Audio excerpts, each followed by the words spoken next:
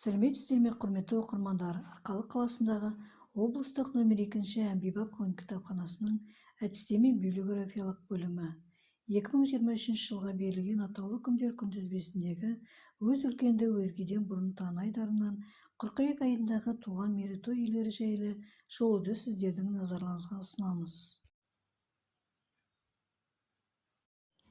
Дөненбаева Кәмшат Байзаққызы 15 қыркүйек 1943 жылы туған. Қостанай облысы Ұзынкөл ауданы ауыл шаруашылығын дамытуға елеулі үлес қосқан қайраткер, тың игеруші, танымал механизатор, социалистік еңбек ері. 1975 жылы еңбек жолын Ұзынкөл элеваторында жұмыс істеуден бастаған. Қостанай облысының Меңдіқара ауданындағы Коминск-Уральский кеңшарында механизатор даярлайтын курсты 1968 жылы Қостанай ауыл шаруашылық техникумын бітірген. 1977 жылы 1961 жылдан Харьковский кеңшарында тракторшы болып еңбек еткен. 1972 жылы әйел механизатор арасында өткізілген облыстық жарыста 1-ші орынға, республика жарыста 3-ші орынға, бүкіл одақтық жарыста жүлделі орынға ие болды.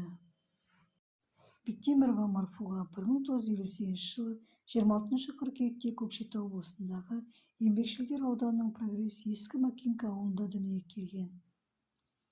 Қазақ мемлекеттік университетінің журналистика факультетін сырттай оқып бітіріп, Уәлиханов Зеренді аудандық және облыстық Көкшетау правдасы газеттерінде, Қостанай облыстық радиосында тілші қызметкерін атқарған.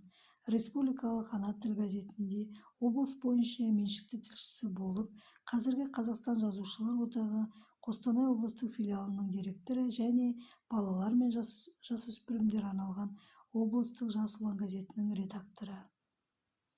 Өлеңдері Жыр тәңірі, Тын тынысы, көңіл әуендері, Арман қанатында және Қарлығаш атты ұйымдық жинақтары енген. Сондай-ақ Жанары жәудірі дүние, Айдыным менің, Ғашық жүрек, Еңлік гүл, Озеро души атты жеке өлеңдері кітаптары жарық көрген. Ақын республикалық жыр фестивалі мен Абайдың 150 жылдығына арналған жыр мүшәйрасында жүлдегері атанған. Жұмасұлтанов Әзірхан 15 қыркүйек 1928 жылы Қостанай облысы Меңдіқара ауданы Түймелі ауылында туған. Тарих ғылымының докторы, 1980 жылы профессор. 1953 жылы Казмуды бітіріп, Жетіқара мектебінде мұғалім, Меңдіқара педагогикалық училищесінде оқытушысы. 1953-59 жылы Қостанай облысы білім қоғамының референт.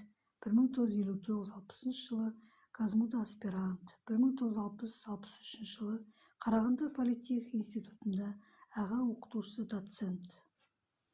1963-72 жылы кафедрасының меңгерушісі. 1972-97 жылдары қызметкерін атқарып, 1997 жылдан 80-ге жуық ғылымның жарияланымның, оның ішінде 3 монографияның авторы. Идрисов Келимхан 16 қыркүйек 1913 жылы Башқұртстан Благовер ауданы Новобажены кентінде туған.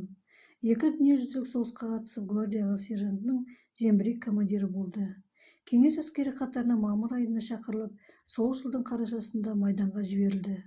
290 атқыш полкі 1-ші атқыш майданы, 5 гвардиялық армия 95 гвардиялық атқыштар дивизиясының командир аға сержанты. Идрисов 1945 жылы қаңтарда болған шайқас көздеу арқылы жаудың 1-ші пулемет нүктесімен ондаған жауынгерді жойды. Жаяу әскердің қасында жүріп, Пинчув қаласы Польша маңындағы жаудың 2-ші қол пулеметімен зеңбіретіп талқандап, ондаған жауынгерді жер жастандырды. Пунчув қаласының оңтүстігінде Нида теңізінен өтіп, Идрисовтың тобы зеңбірек оғымен атқыштар бөлімшесінде плацдармды басып алуға және олардың өзеннен өтуге қолдау көрсетті.